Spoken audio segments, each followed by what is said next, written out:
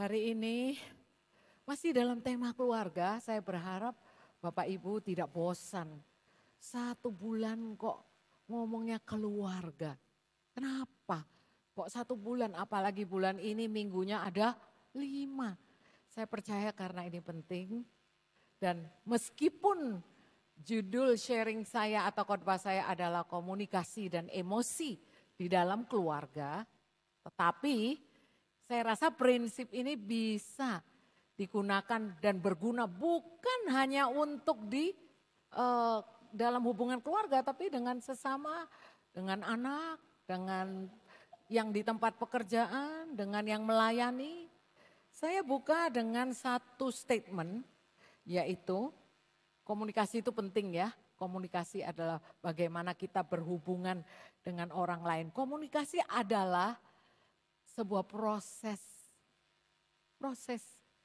membagi informasi dengan orang lain, baik secara verbal maupun non-verbal, nanti saya terangin, agar pihak lain dapat memahami dan menerima maksud pesan yang disampaikan. Jadi komunikasi yang baik, itu ya. Jadi komunikasi itu ada 3 komponen ya, ada 3 yang penting dalam berkomunikasi atau sebuah komunikasi, yaitu ada yang berbicara, ada yang mendengar, tapi juga yang ketiga yang paling penting. Ada pengertian, bisa dimengerti apa yang dibicarakan, yang disampaikan. Tadi saya katakan ada yang namanya komunikasi verbal.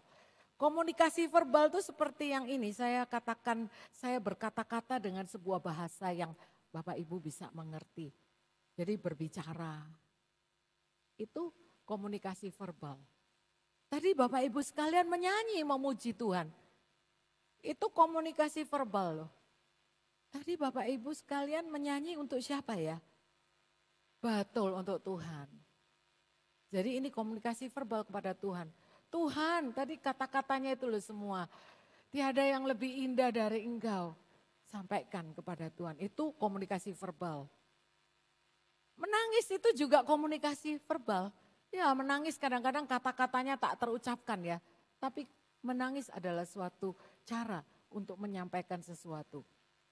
Gak cuma menangis, menggerutu. Menggerutu ya, bersungut-sungut, kan keluar kata-katanya. Itu komunikasi verbal. Demikian juga kalau lagi happy. Tadi ada kata-kata yang menarik, boom boom, itu kata-kata verbal loh. Boom itu adalah suara ledakan, benar ya? Yang ledakan dahsyat. Cuman bukan petasan, tapi saking dahsyatnya kita tidak bisa ekspresikan mungkin kedahsyatan Tuhan tidak terbatas. Sehingga kalau katakan boom boom tadi itu kelihatannya ini kok boom boom. Tapi di hati kalau engkau mengerti, dapat mengerti kata-kata boom yang di dalam hati. Boom yang Tuhan, kedahsyatan Tuhan itu menyentuh karena itu komunikasi verbal. Ya. Sukacita kalau orang lagi happy, waduh. Lagi terharu, lagi sukacita.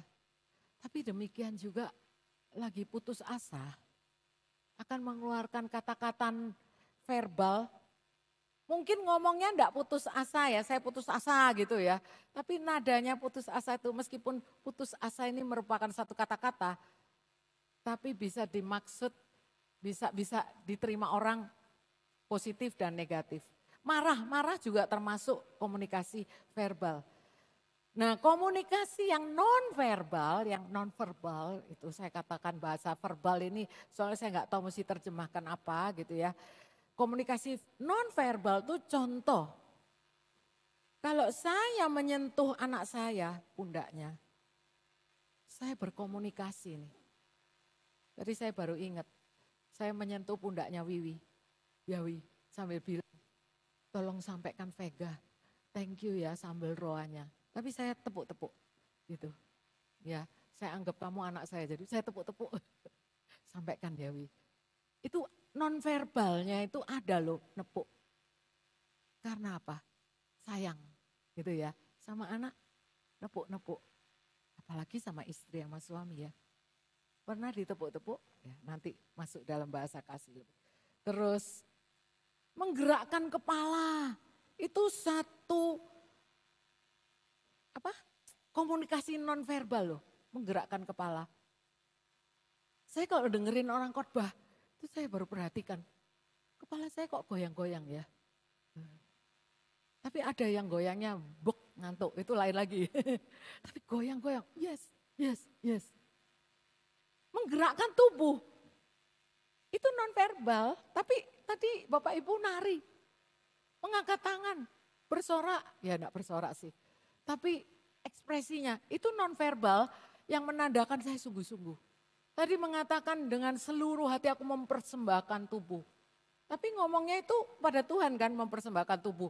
Harusnya bisa aja dengan kata-kata aku mempersembahkan tubuh. Kadang beberapa dari kita benar-benar mengatakannya, mengkomunikasinya dengan nonverbal juga ngangkat tangan.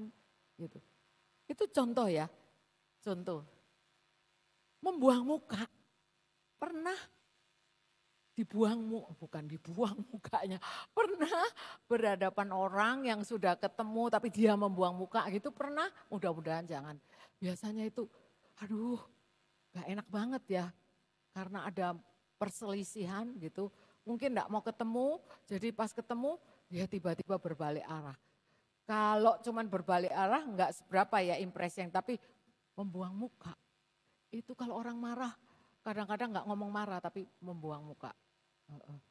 Anak remaja sekarang juga nonverbalnya itu bertambah gitu. Saya gak tahu tapi zaman anak-anak saya remaja, kalau anak muda gak seneng kalau di film-film itu bisa begini matanya, gitu. Pernah gak nonton film yang mata anaknya itu bisa muter gitu kayaknya. Kalau itu di film ada anak yang tidak cocok dengan orang tuanya, maksudnya orang tua memberi nasihat gitu, anaknya nggak bisa terima, ini di film.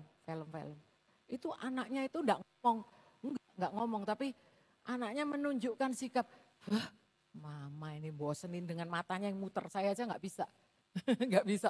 Tapi di film itu nyata. Wah, waktu saya lihat film ini, saya pikir, wah jangan sampai ya anak-anak saya itu begitu gitu. Tapi pernah saya membaca sikap tubuh, nggak sampai muter, tapi menunjukkan sikap nggak seneng.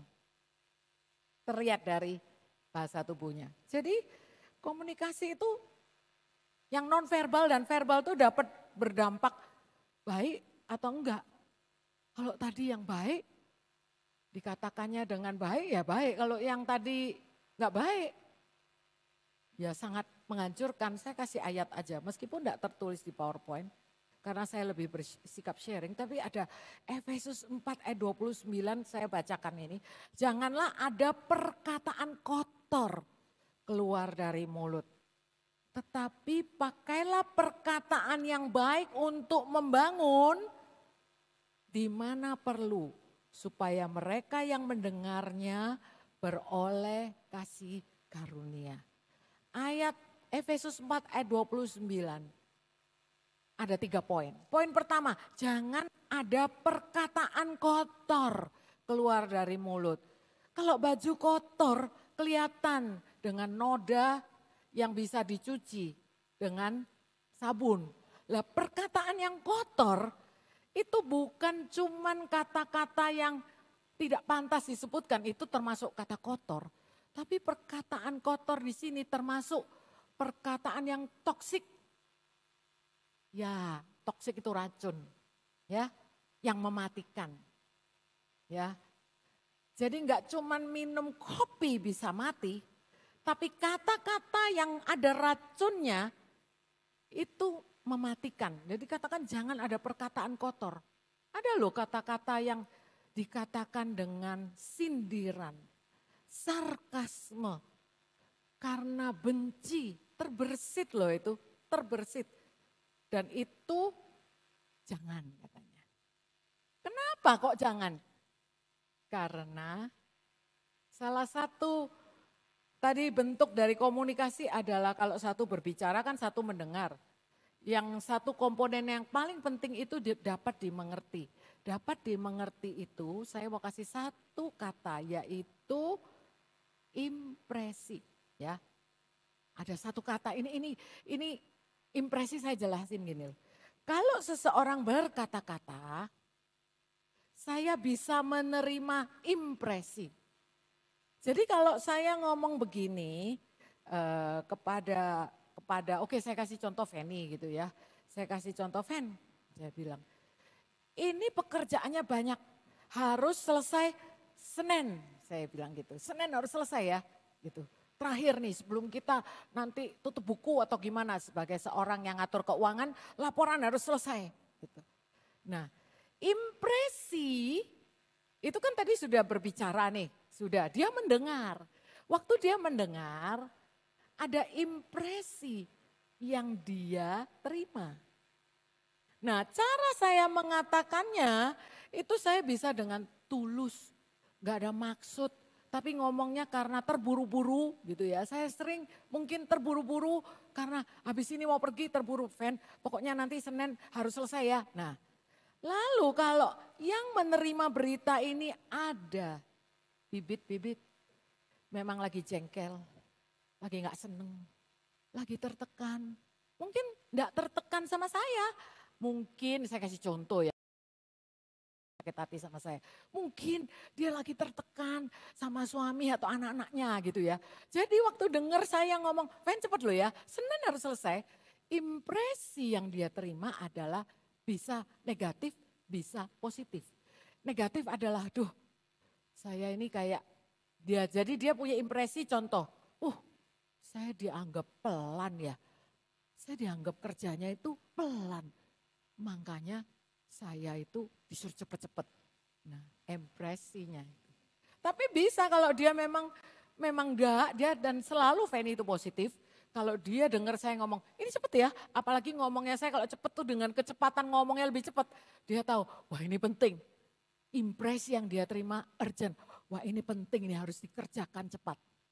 Nah, sehingga asumsinya beda.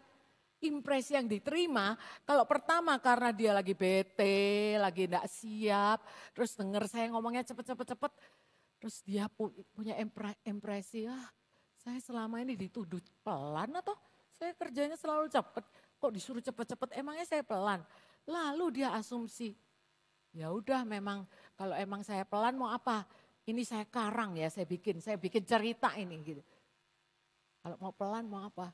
Kalau bisa ngerjain sendiri deh. Gitu. Kalau nggak ada saya, nggak karu-karuan kan. Gitu. Ini contoh. Tapi kalau asumsinya dia lihat, wah ini urgent nih. Dia akan kerjakan, wah ini penting nih. Nah Bapak Ibu, impresi mempengaruhi asumsi. Ini jarang dibahas karena ayatnya apa? Ayatnya itu cuma satu hal. Ya, satu hal. Bahwa kita tuh harus jaga hati. Karena impresi itu adanya di hati. Impresi keluar karena sesuatu yang kita terima filternya. Karena ada masalah sebelumnya. Ini bisa dijadikan kayak tombol meledaknya. Pas saya ngomong, cepet ya. Nah gitu Bapak Ibu sekalian. Jadi komunikasi itu penting. Verbal dan non-verbal. Nah, kenapa kok komunikasi dalam keluarga itu penting? Udah pastilah. Untuk membangun sesuatu butuh komunikasi. Bahkan yang Tuhan pulihkan di dalam dunia ini kalau kita ini ditebus oleh Tuhan. Itu adalah yang ditebus adalah supaya kita bisa berhubungan kembali dengan Bapa melalui karya salib Yesus Kristus.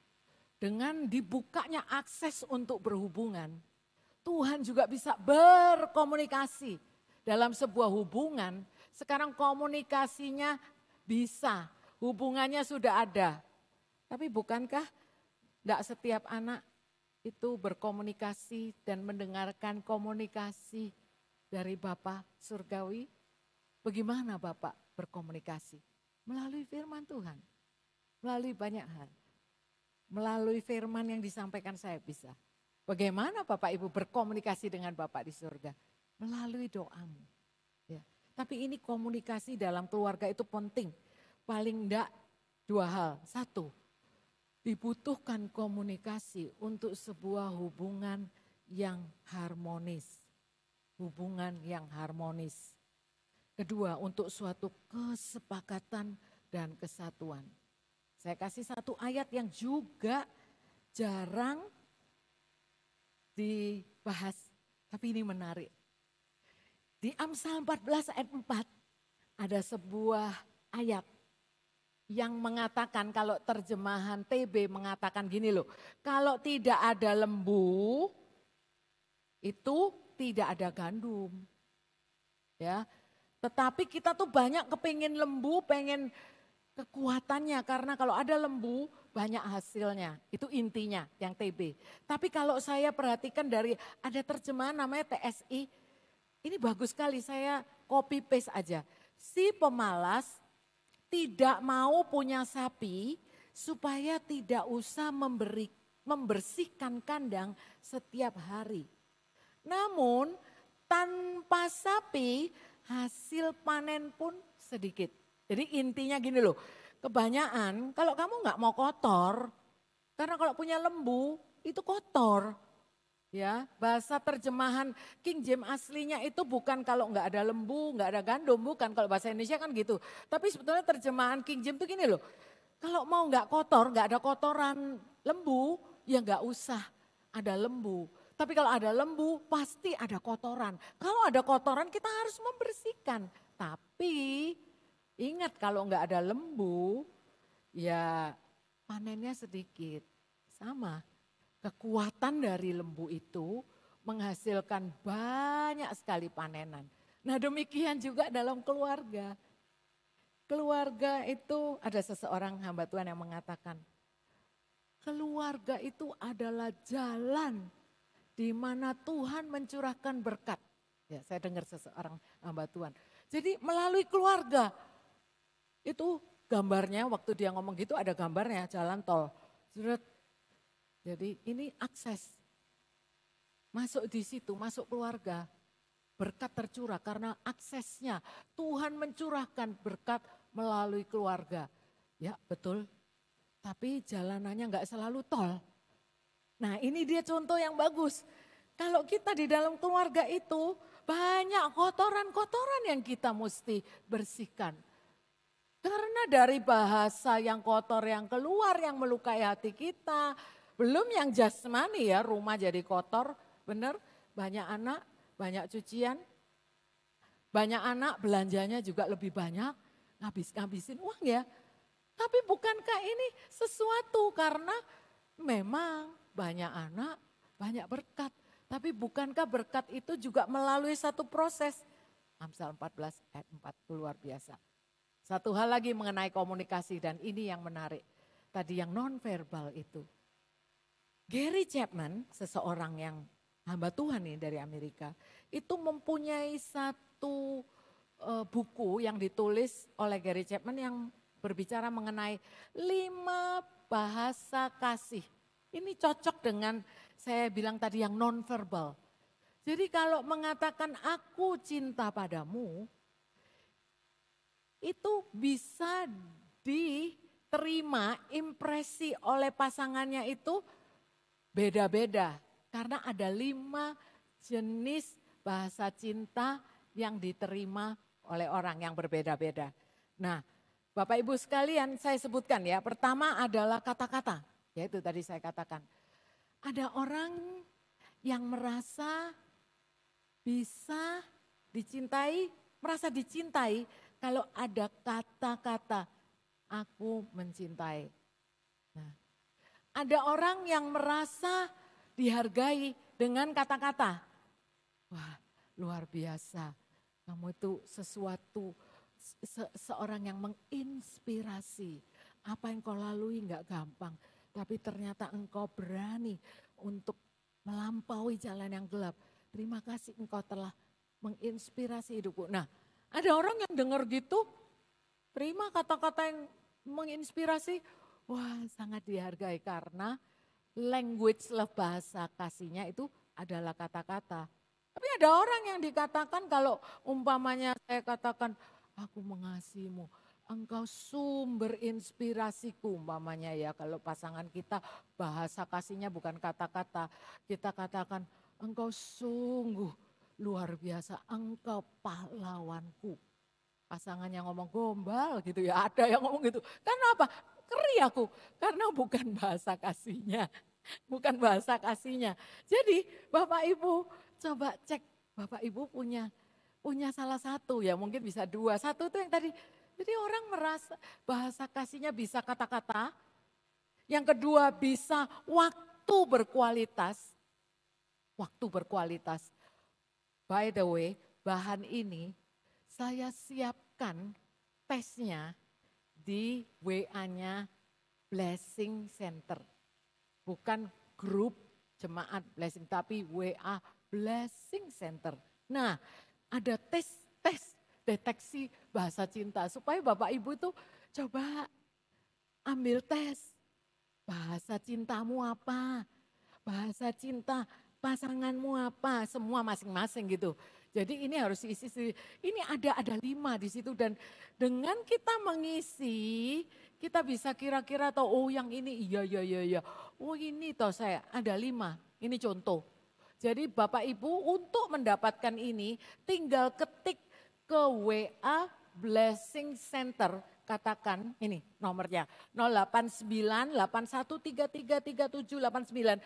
Ketik aja ngomong saya minta tes deteksi bahasa cinta. Bagus sekali. Apalagi orang tua. Coba. Kan anak-anak kecil mungkin nggak bisa gitu ya. Anak kecil. Tapi coba kalian tahu nggak bahasa cintanya anak-anak kalian. Ini luar biasa. Ini yang bisa kita kerjakan bagian kita ya. Jadi ada 5 nih. Jadi ada yang kata-kata, ada yang waktu berkualitas. Jadi memang bagi dia nggak perlu banyak omong. Banyak omong malah pusing. Bagi seseorang yang waktu berkualitas, dia merasa dicintai dan dihargai kalau pasangannya itu bersama dia. Tapi bersama bukan lagi main game, bukan.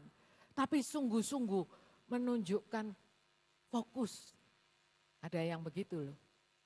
Terus ada yang memang bahasa cintanya pemberian. Kalau pemberian ini gini, dia suka memberi.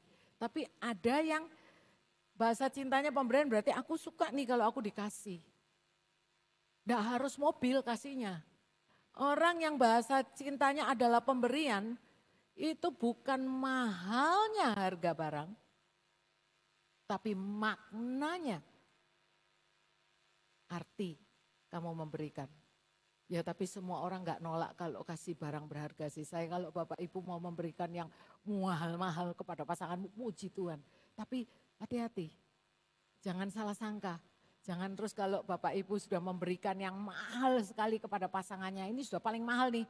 Yaitu aku memberikan kepadamu, nih hadiah mahal. Ya suami saya pernah memberikan kepada saya hadiah. Pastor Sam itu salah satu bahasa cintanya adalah pemberian. Makanya dia suka memberi itu. Suka memberi. Saya sering dikasih nih barang. Satu kali dia beli alat mahal sekali itu. Alat untuk bikin es krim. Ya, alat bikin es krim mahal loh, nggak murah itu. Bikin es krim gitu. Ya dia suka. Terus saya dikasih ini. Nah bahasa saya itu, bahasa cinta saya bukan barang. Jadi sama-sama bahasa cinta saya lebih ke kata-kata afirmatif. Aduh terima kasih. Itulah terus dikasih barang berharga. Berterima kasih enggak?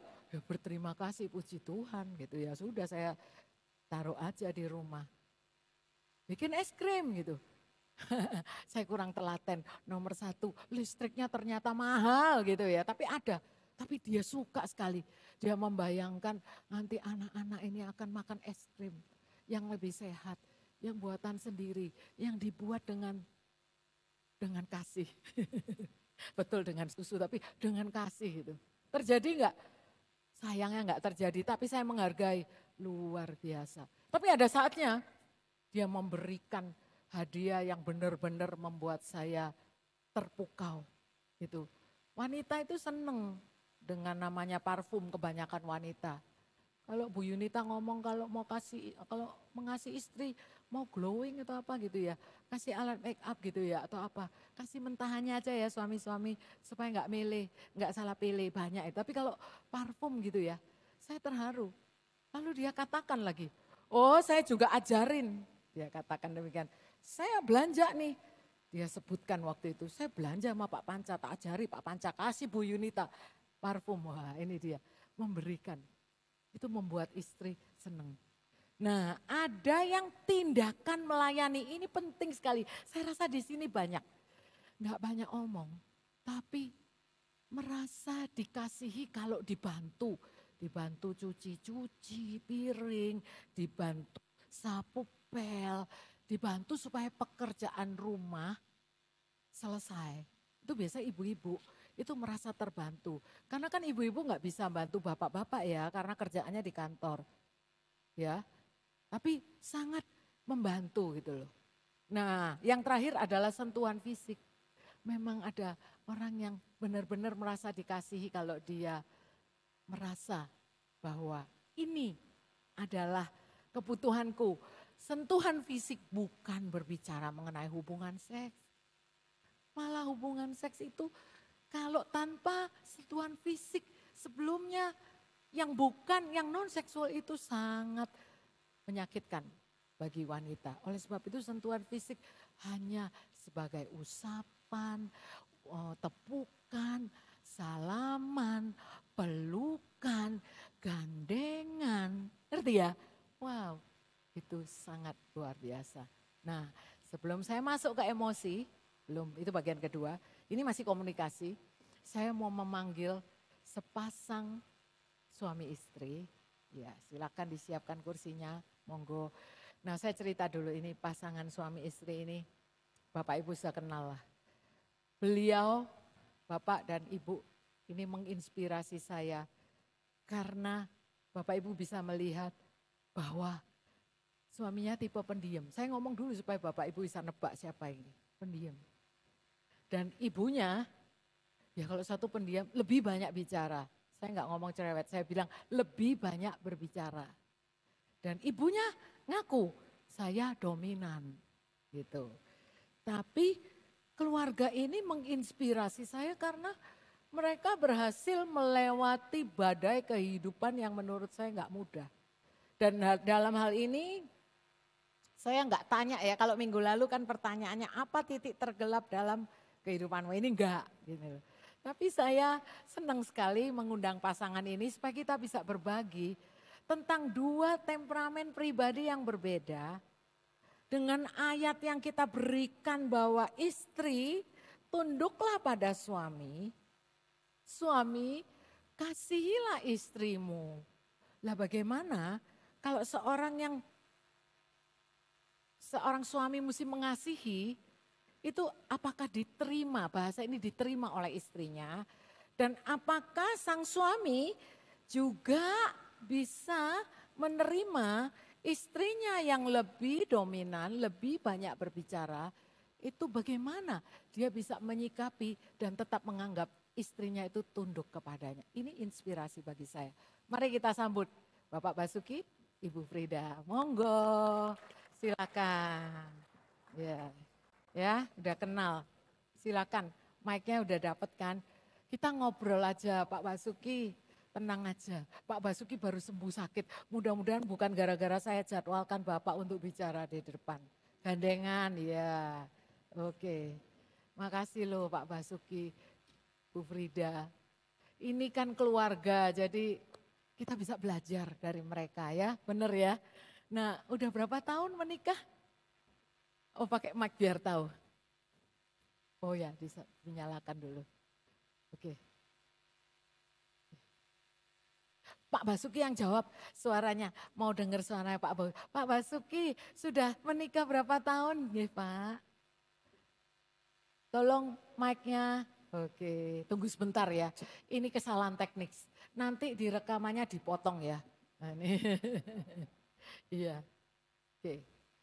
Jadi Pak Basuki dan Ibu Frida memiliki 3 putra putri yang sudah dewasa.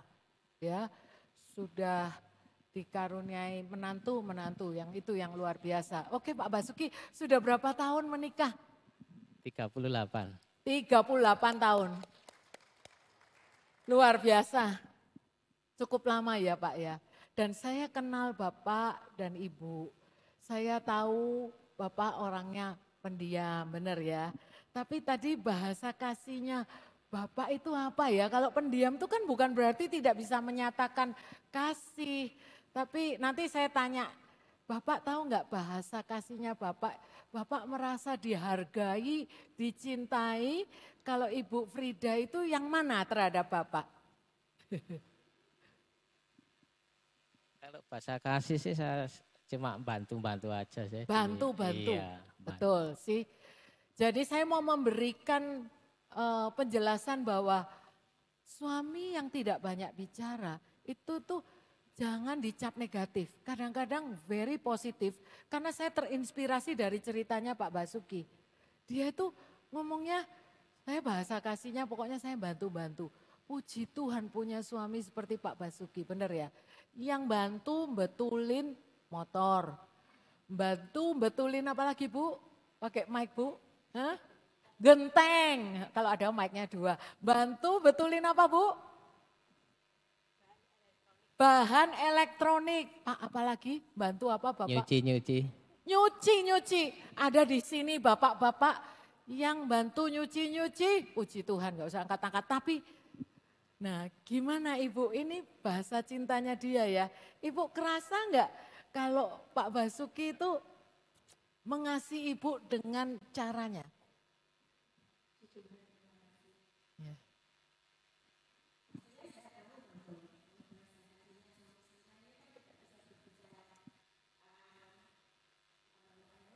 Ya, ya, ya. Betul, enggak masalah ya. Ya, ini dia bahasa kasihnya. Betul, ini loh yang saya mau tekankan. Iya.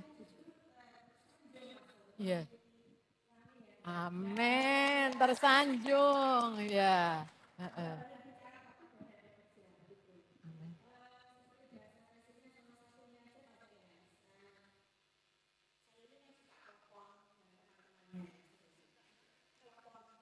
Oh, kelepon makanan maksudnya.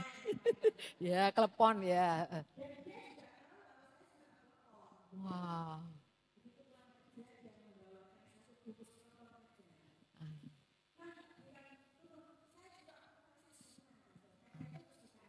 Ya. Oh, oke.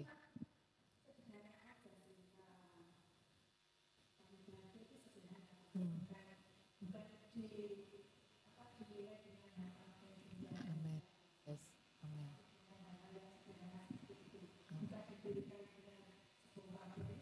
Yes, benar. Iya. Iya. Amin. Yes. Iya.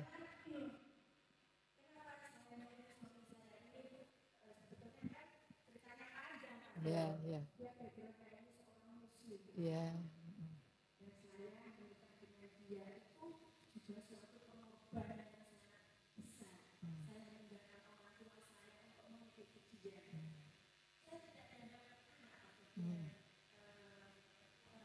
Iya.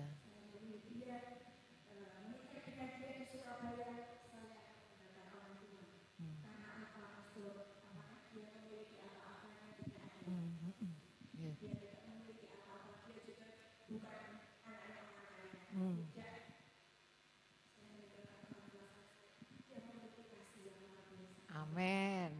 Amin. Yes.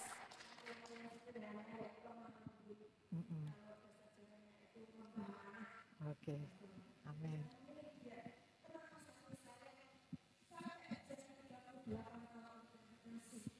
Amin. Ya.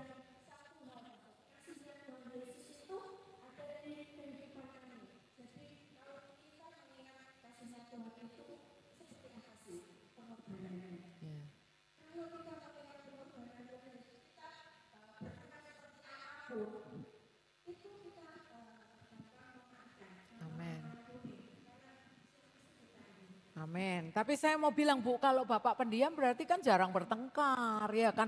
Biasanya kalau ada konflik berarti Bapak diam gitu ya. Oh bisa, oh puji Tuhan. Berarti, oh tadi pagi ini buka rahasia yang mana kejujuran sangat dihargai.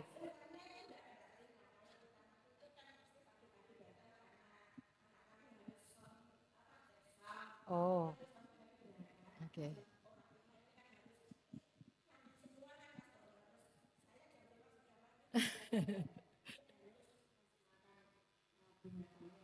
Iya. Anggota keluarga yang lain ya. Iya, iya, iya, iya, bangsanya hewan ya. Oke, iya, bagus. Iya, iya,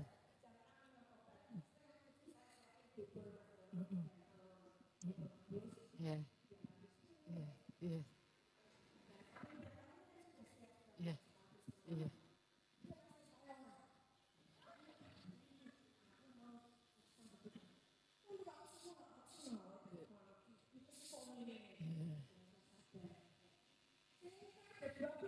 Iya, amin ya.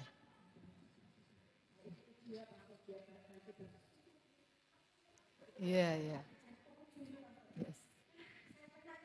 Menang. Amin. Ya, ya. Ini dia. Kenapa ndak emosi? Karena waktu bapaknya itu lambat gitu ya. Itu kan setiap orang kecepatannya lain-lain kan ya. Benar enggak? Jadi memang ibu cepet, kalau mandi cepet. Ada orang mandinya memang pelan gitu, enggak ada yang salah gitu, disesuaikan. Tapi impresi yang dia terima adalah, wah dia enggak mengasumsi memang dasar lemot apa. Itu nanti bisa berbuntut. Tapi asumsinya karena dia tahu harus cek sound. Jadi oke, yang penting akhirnya selamat sampai di tempat. Amin. Terima kasih Pak Ibu. Saya senang. Nah satu hal karena Bapak ini sedikit berbicara. Tapi ternyata banyak yang menginspirasi saya Pak. Enggak nyangka toh. Karena orang yang sedikit berbicara itu kalau dikorek-korek ya keluar semua gitu loh. Tergantung bagaimana Bapak Ibu berhubungan.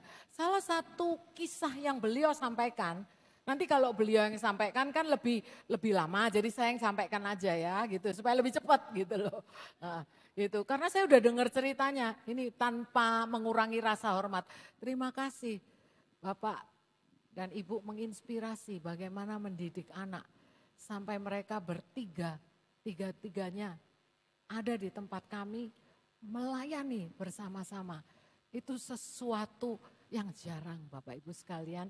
Ya, putra-putrinya termasuk mantu-mantunya dan calon mantu-mantunya itu luar biasa gitu loh. Dan saya kalau berbicara kepada anak-anaknya, itu meskipun Pak Basuki ini diam, satu hal yang saya lihat, mereka respect dengan bapaknya. Benar ya Bu ya? Coba gimana kok bapak ini diem tapi anak-anak respect. Benar ya anak-anak en mantu? Benar ya? Tuh anggo-anggo. Benar bapak respect. Benar enggak? Iya.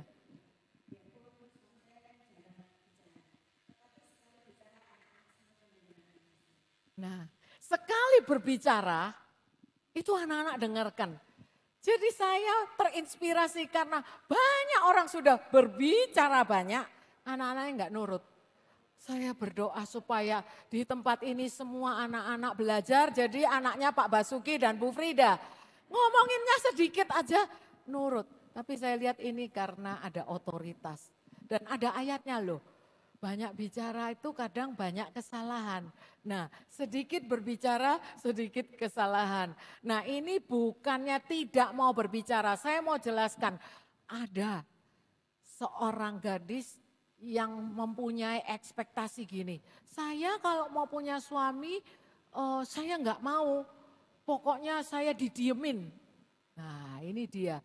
Itu bukan berarti orang ini cari yang banyak ngomong, enggak. Tapi gadis ini mencari seseorang yang jangan sampai Kalau nggak seneng, nonverbalnya itu diamin gitu.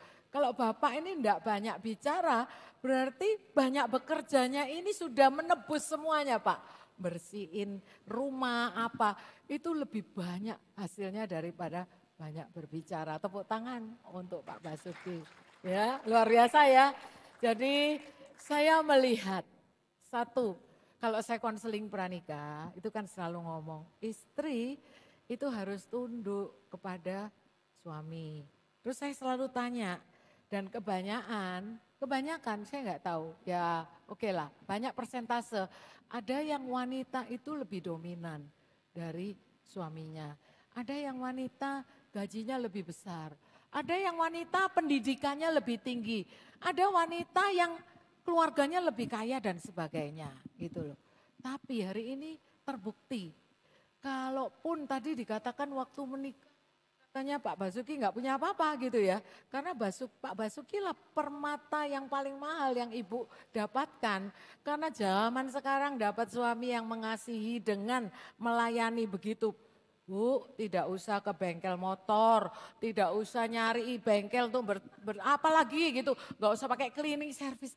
Itu tuh berapa kalau total-total. Nah, syukurilah hal-hal yang kecil-kecil. Ini kelihatannya kayak guyonan ya, tapi Bapak Ibu sekalian, khususnya pasangan-pasangan muda ya. Ini udah nggak zamannya. Kalau pekerjaan rumah tangga adalah urusan ibu. Anak-anak adalah urusan ibu, sudah nggak zamannya lagi. Yang betul adalah co-parenting bersama-sama. Amin. Sekali lagi terima kasih Pak Basuki dan Ibu Frida sudah meluangkan waktu untuk membagikan kisahnya. Saya ingin salah satu atau semua anaknya maju ke depan. Mereka mau memberikan sesuatu penghargaan. Mari Bu kita terima di sini aja. Siapa nih yang mau memberikan ya? Ini di luar skenario tapi hadiah yang diterima dari anak adalah hadiah yang tak ternilai harganya karena tidak bisa diberikan oleh anaknya orang lain karena ini berasal dari anak Bapak Ibu sekalian sebagai tanda kasih mereka mengucapkan terima kasih yaitu anak, mantu dan calon mantu. Berikan tepuk tangan sekalian kenalan. Ini adalah calon mantu gitu. Ini sekalian saya difoto. Terima kasih saya mendapat kehormatan. Terima kasih anak-anak sudah memberi contoh bagaimana taat kepada orang tua ini. Menginspirasi saya ini keluarga yang harmonis, dinamis tapi bukan keluarga yang sempurna. Masih sampai Tuhan Yesus datang untuk kedua kalinya kalian tetap diproses. Silakan foto dulu. Ya gaya bebas, oke gaya bebas, cinta katanya ini. Iya freestyle. Mari silakan diberikan bunganya Pak Basuki, Ibu terimalah pemberian dari anak, mantu, calon mantu. Luar biasa dan sekali lagi Tuhan yang membalas kebaikan keluarga ini yang setia mendukung. Amin. Aduh saya jadi terharu. Luar biasa ya. Yang Bapak Ibu yang kepingin gitu. Inilah arti keluarga sesungguhnya. Bapak enggak banyak bicara. Tetap anak-anak tunduk. Ibu yang lebih banyak bicara. Tetap bisa mengasihi keluarga yang luar biasa. Tepuk tangan sekali lagi. Amin. Yes. Keluarga itu penting di hadapan Tuhan. Kalau Tuhan menciptakan keluarga sebagai rancangannya, saya tahu iblis juga akan datang untuk membunuh, ya kan, mencuri, membunuh, membinasakan dengan melalui caranya komunikasi terputus, hubungan nggak ada, nggak bisa ngomong baik-baik, apalagi mengasihi. Oleh sebab itu tanpa panjang lebar ya, saya mengundang Pak Sabto dan Ibu Irin untuk maju ke depan. Mari kita sambut pasangan ini. Mungkin Bapak Ibu belum banyak kenal ya, tapi beliau dan Ibu belum lama ya Bu berjemaat, tapi saya bersyukur menjadi jemaat Surabaya City Blessing. Selamat datang. Terima kasih pertama-tama sudah mau untuk menerima panggilan saya. Pak Sabto kenalan dulu ya. Pak Sabto dan Ibu Irin ini punya bisnis yang unik yaitu bisnis catering ya, betul ya. Dan Iya. yang cateringnya ini benar-benar luar biasa, catering sehat, benar ya.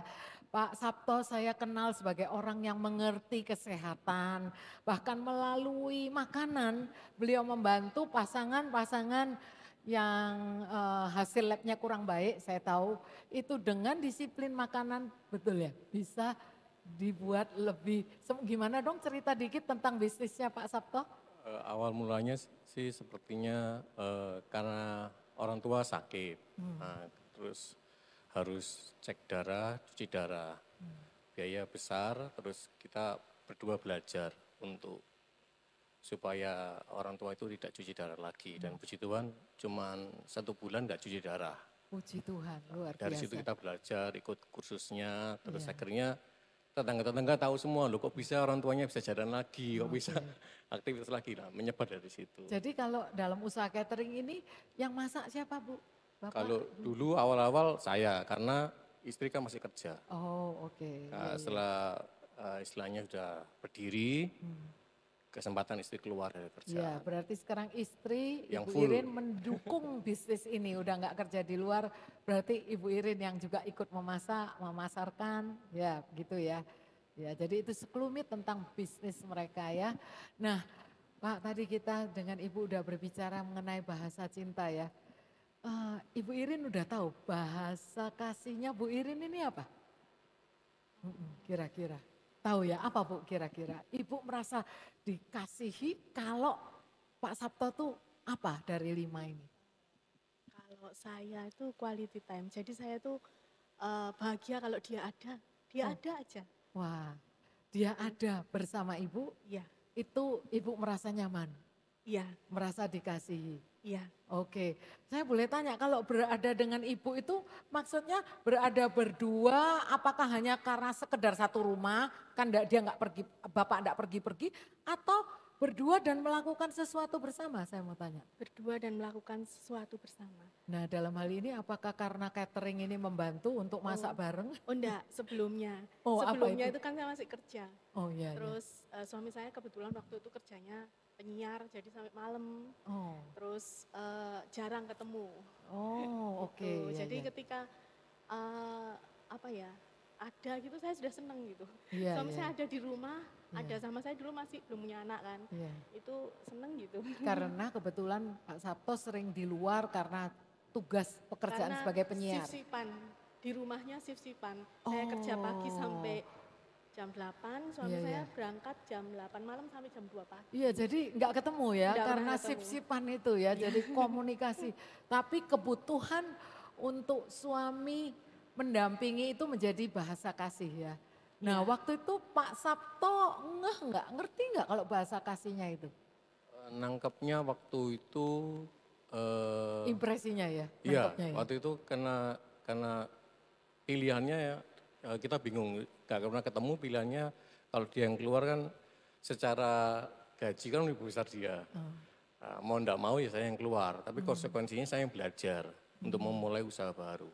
Oke. Nah, karena tadi itu karena ada orang tua yang sakit, akhirnya kita belajar di situ. Oke. Akhirnya mau ndak mau saya jadi bapak rumah tangga waktu itu. Oke, berarti ada harga yang harus dibayar ya, karena satu pekerjaan yang ship-shipan yang membuat tidak ketemu, karena ada orang keluarga yang nggak apa-apa nggak ketemu gitu ya, tapi yang ini nggak bisa dan ibu tidak bisa mengorbankan pekerjaan karena segi financial lebih mapan dan bapak yang mengalah menjadi bapak rumah tangga.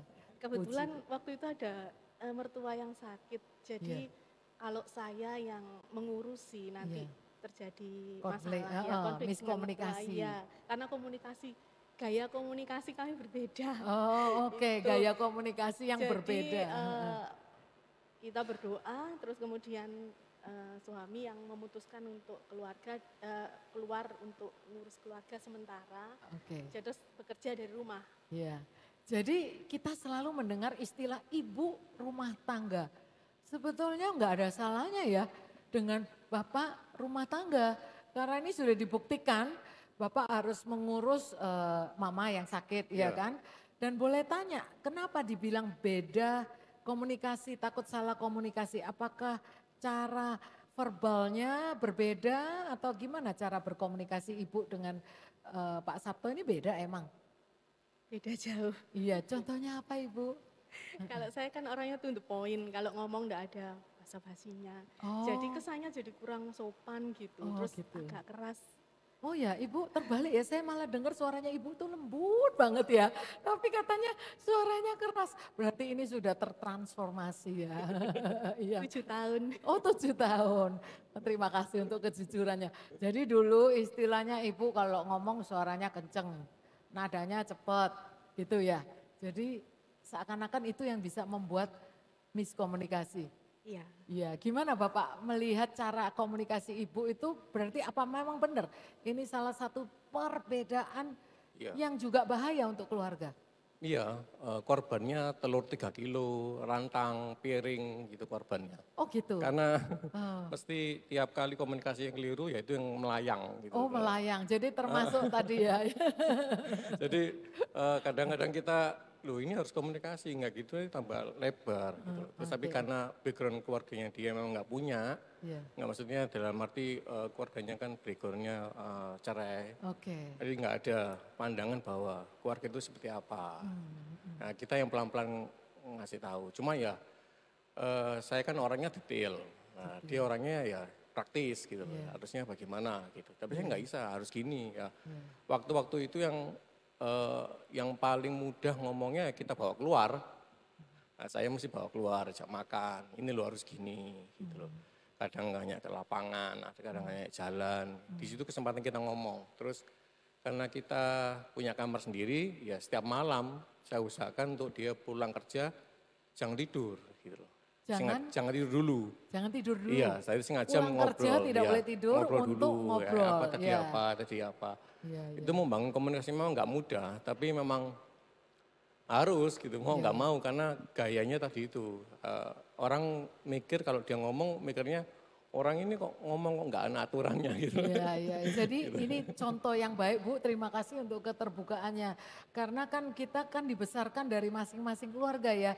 Benar ya kalau keluarga yang orang tuanya tidak rukun, itu tidak bisa dipanuti kan, benar kan bingung ya. Mana contohnya mama yang berbicara papa. Tapi saya kagum Pak, biasanya itu keluhan istri-istri yang bilang suami pulang capek makan habis itu tidur. Kalau ini terbalik karena bapak mungkin yang di rumah ini istri yang kerja capek pengen tidur ya.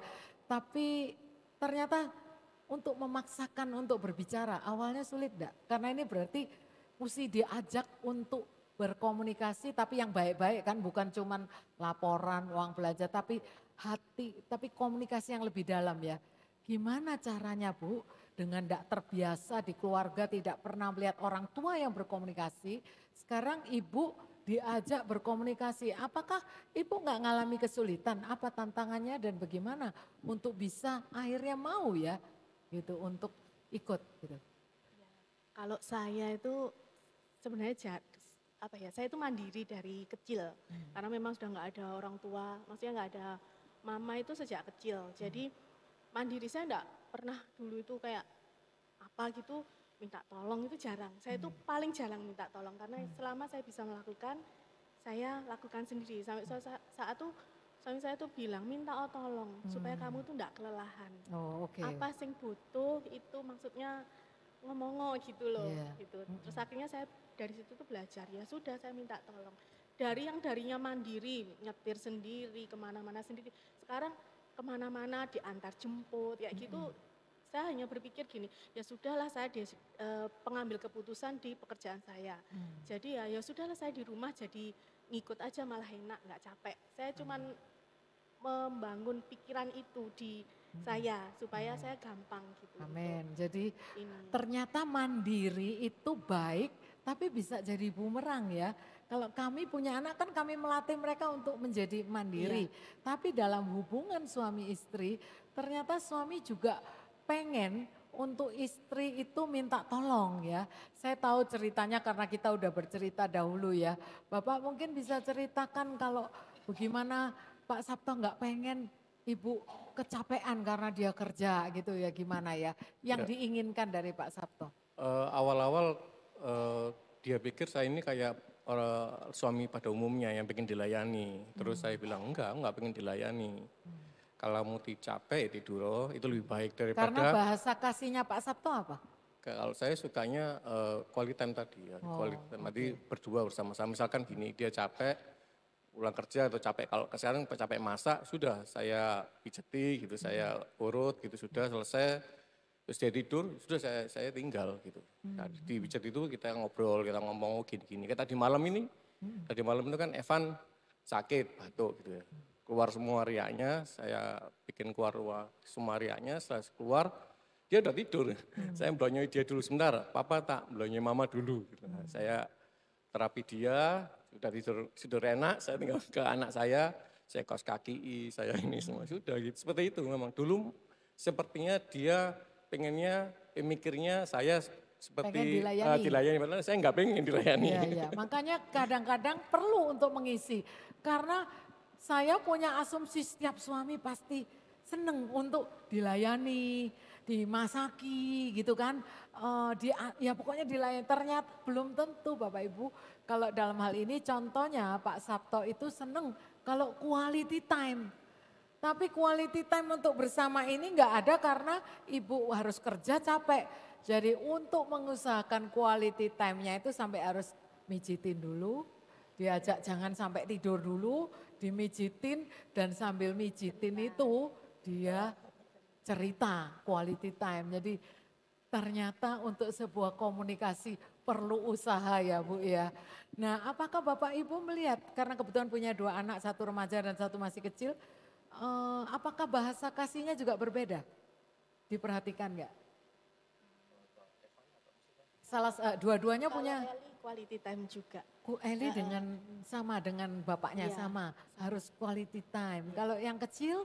Yang kecil ini yang belum kelihatan. Belum kelihatan, nah nanti itu ya siapa tahu ya. Kita kan coba-coba ya dikasih kado, dikasih kata-kata, ditemani, nanti kan bisa.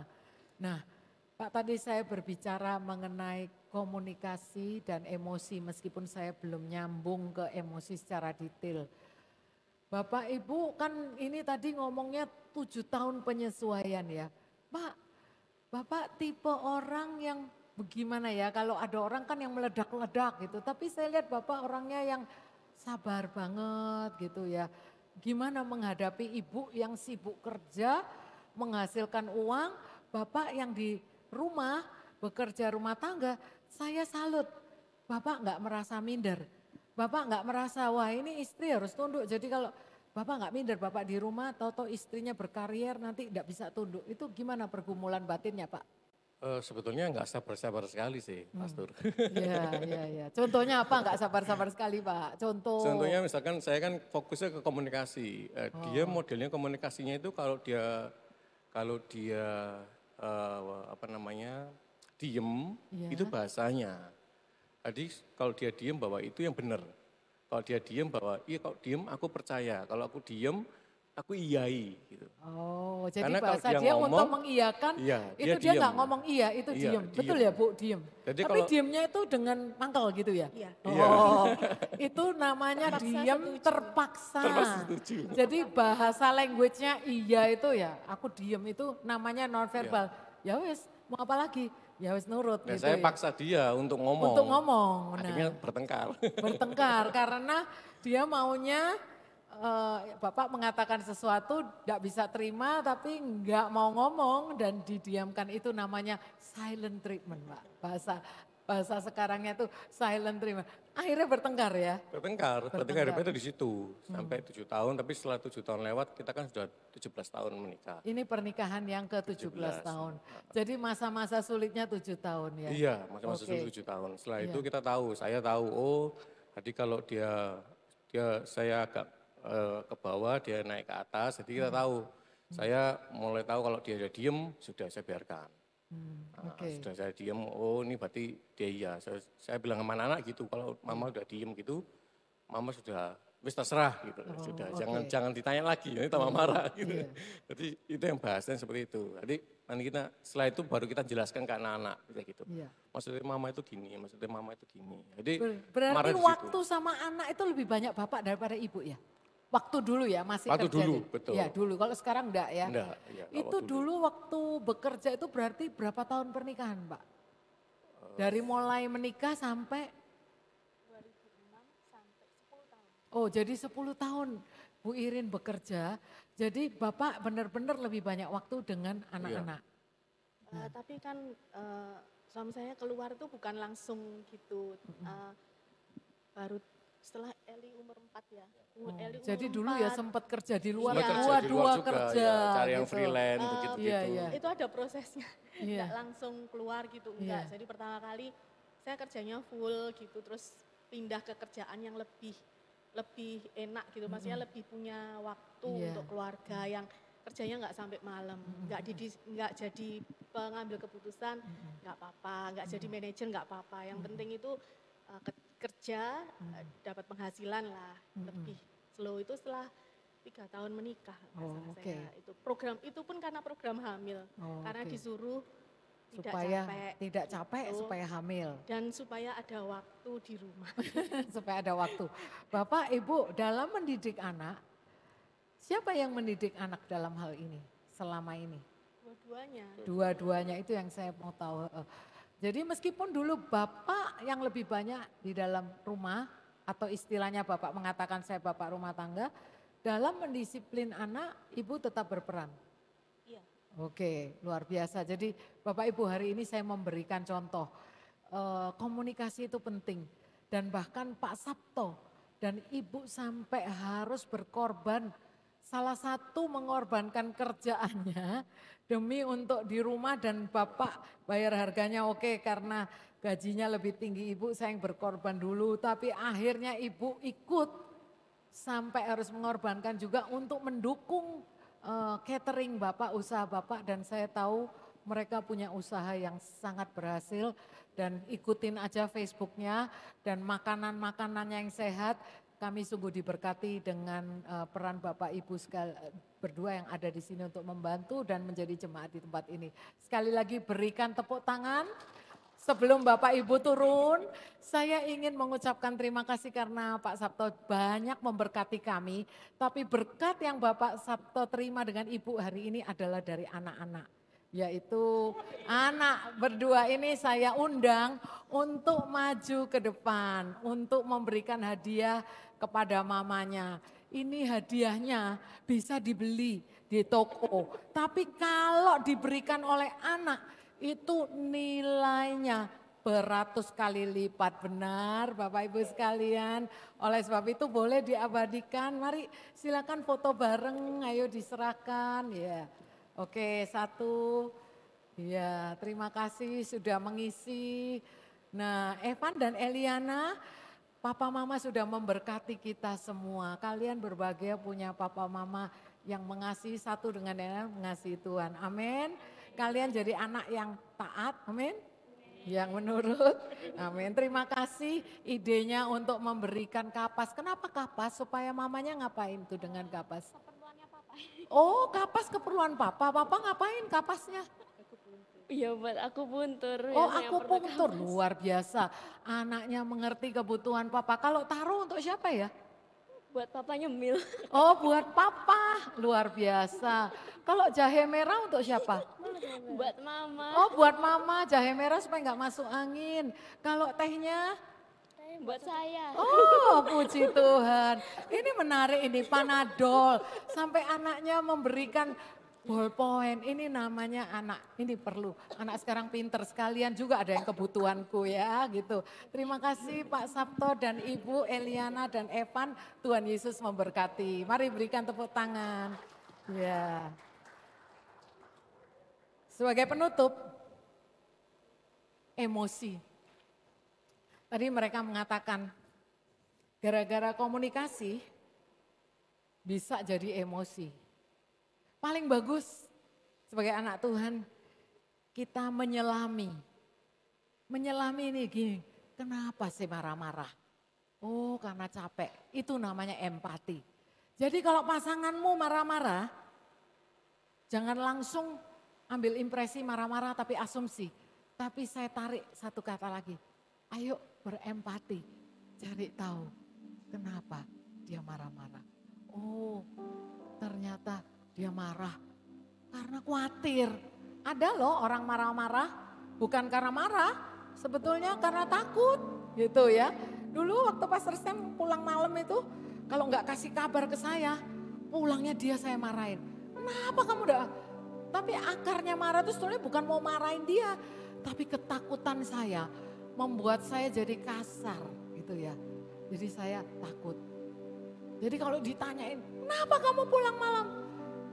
Gak usah suami-suami jelasin, soalnya pelayanan itu gini kita usah.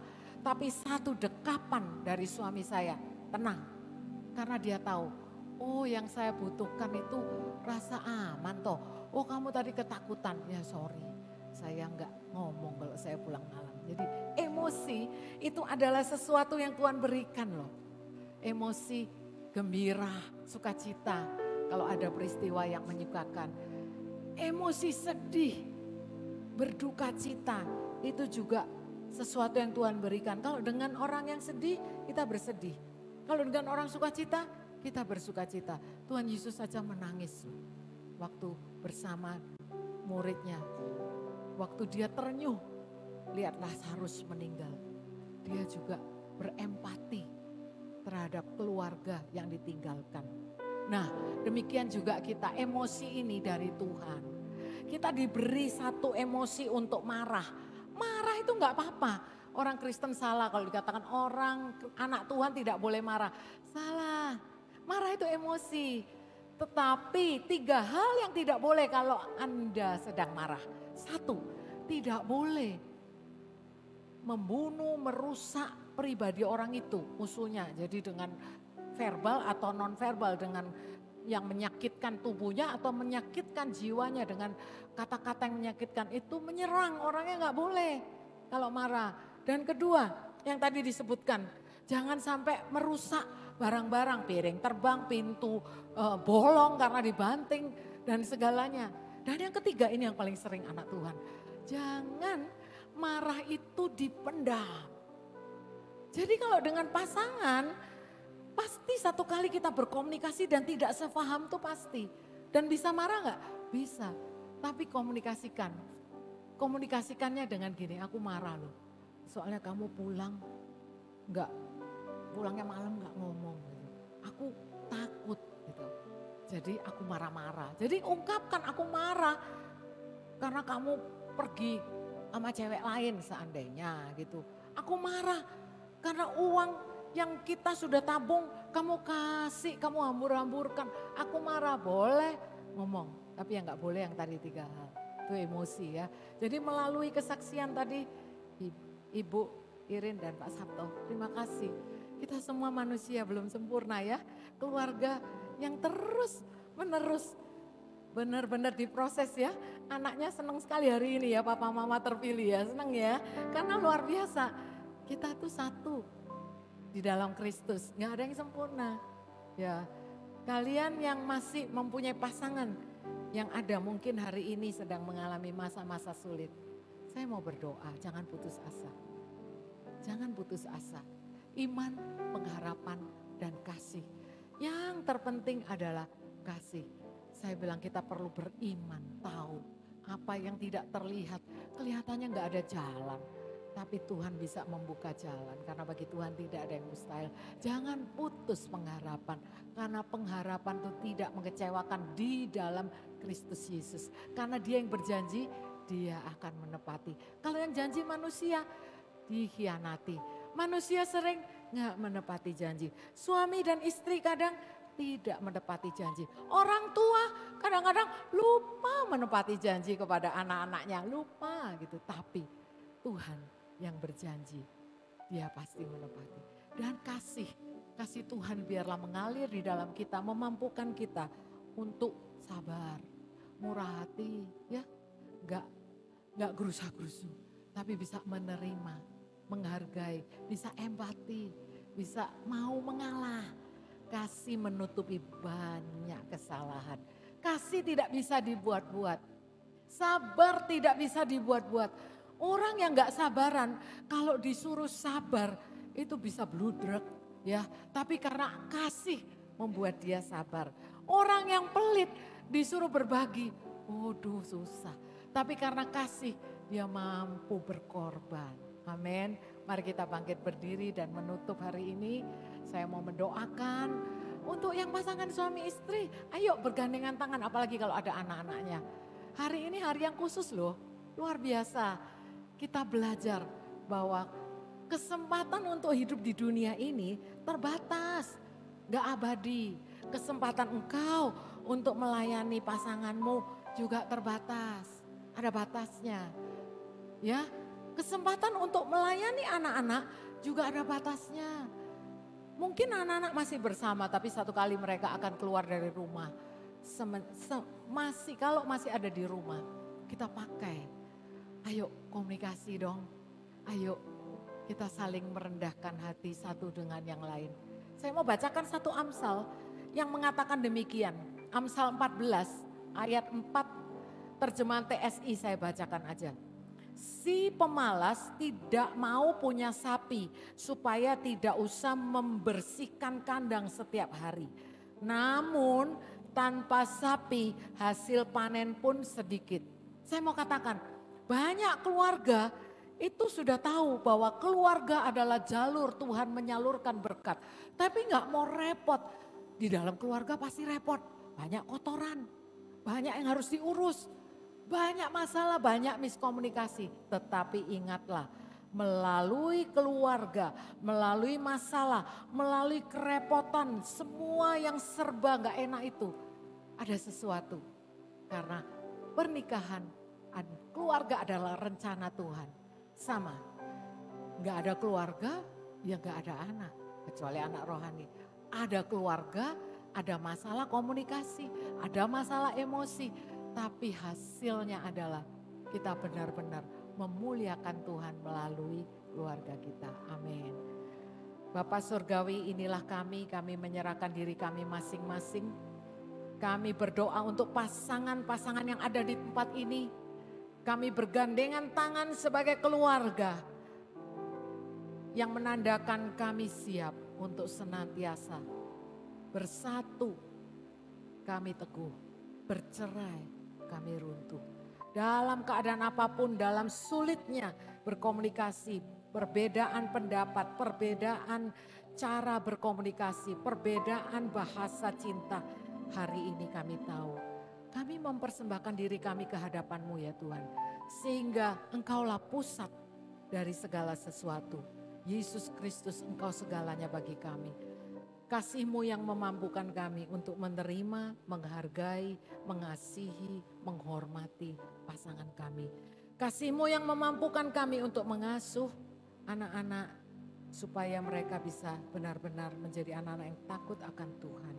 Terima kasih Tuhan, kami menyerahkan keluarga demi keluarga yang ada di tempat ini sepenuhnya ke dalam tangan-Mu. Biarlah berkat dari Bapa Surgawi yang Kau curahkan melalui Yesus Kristus Tuhan.